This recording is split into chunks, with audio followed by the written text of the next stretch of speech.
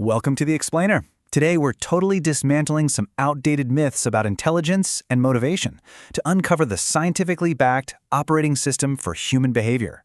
We are going to completely rethink how you learn, how you build habits, and how you actually motivate yourself and the people around you. Let's kick things off with a question that honestly seems to defy all conventional business logic.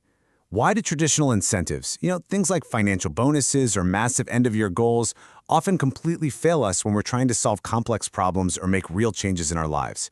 We just naturally assume that a bigger carrot is going to automatically equal better results, right?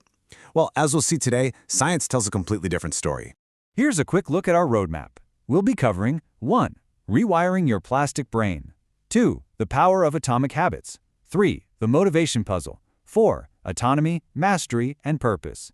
And 5. Synthesis, designing your system. Let's get right into it. Starting with Section 1, Rewiring Your Plastic Brain. To actually change our behavior, we've got to stop buying into outdated myths, like the whole idea that you're just born a left brain or a right brain person. A really fascinating 2022 study from the University of Helsinki proved exactly why this matters. It showed that when people truly understand neuroplasticity, which is the brain's physical ability to rewire itself based on your experiences, they completely stop believing that their talents are just fixed at birth. The data here is super interesting. Correctly understanding that your neural connections literally get stronger with use acts as this direct bridge to a growth mindset. Once you grasp the biology of it, you begin to see human ability as something incredibly dynamic rather than just a set of cards you were dealt. And that brings us to the whole fixed versus growth mindset concept, pioneered by Carol Dweck. A fixed mindset keeps you completely trapped in old patterns. It makes you fear putting in effort because you think any mistake just means you're, dumb.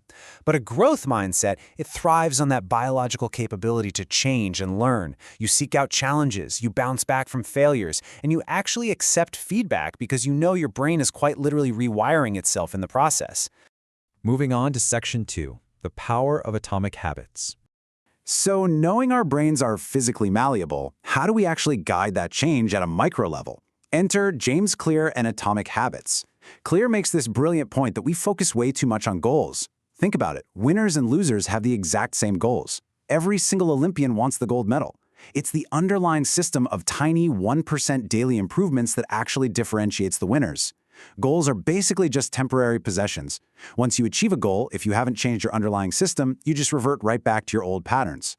Systems, on the other hand, build deep identity change. We can actually build these systems using the 4 laws of behavior change. Think about how these 4 steps, cue, craving, response, and reward, are deeply rooted in B.F. Skinner's operant conditioning and social learning theory.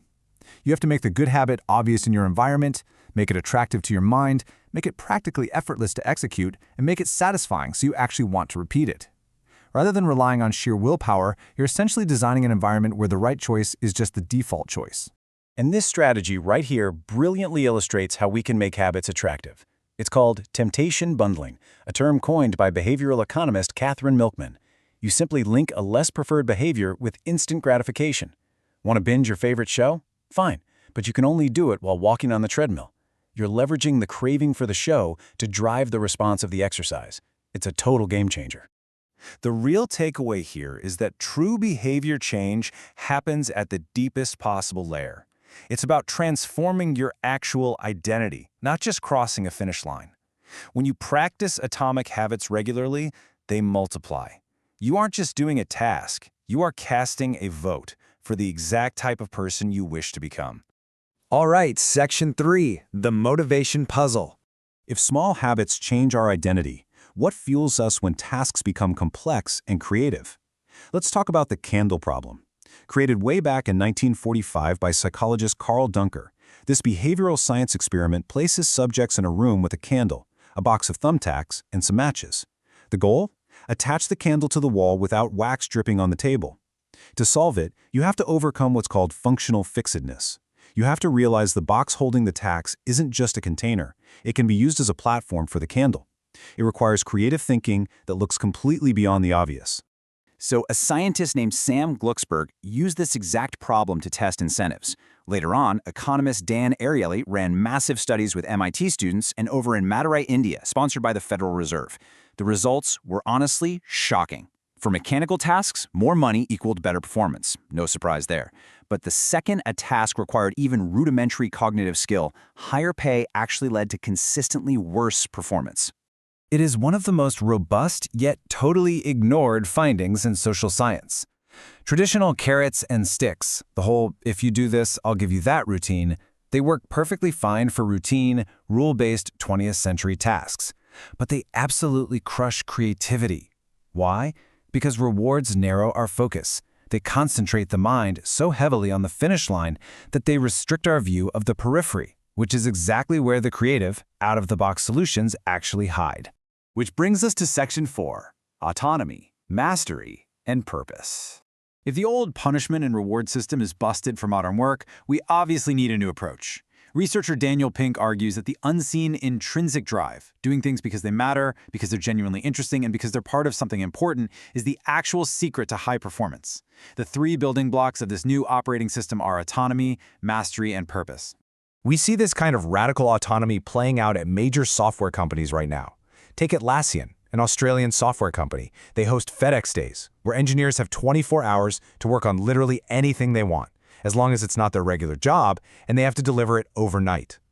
Google famously implemented 20% time, allowing engineers to spend a fifth of their time working on whatever project they want. This radical autonomy birthed massive innovations that we use every day, including Gmail and Google News. If you want the ultimate proof, just look at the titanic 90s showdown between Microsoft's Encarta and Wikipedia. Microsoft used the absolute perfect extrinsic model: well-paid professionals, managers, and very strict budgets. A few years later, Wikipedia launched. Nobody got paid a single cent. People just did it for fun, for mastery, and for purpose. As Dan Pink points out, intrinsic motivators delivered a complete and total knockout to heavily funded extrinsic structures. Finally, Section 5, Synthesis, Designing Your System. When you step back, you see how this all builds into a cohesive masterclass for your own life and work. Everything connects. First, you must accept biological neuroplasticity to develop a growth mindset. Then, at the micro level, you drop the reliance on sheer willpower and instead design an environment of atomic systems where good habits are obvious and satisfying. And finally, at the macro level, you abandon the narrow focus of extrinsic carrots and sticks, seeking out autonomy, mastery, and purpose instead.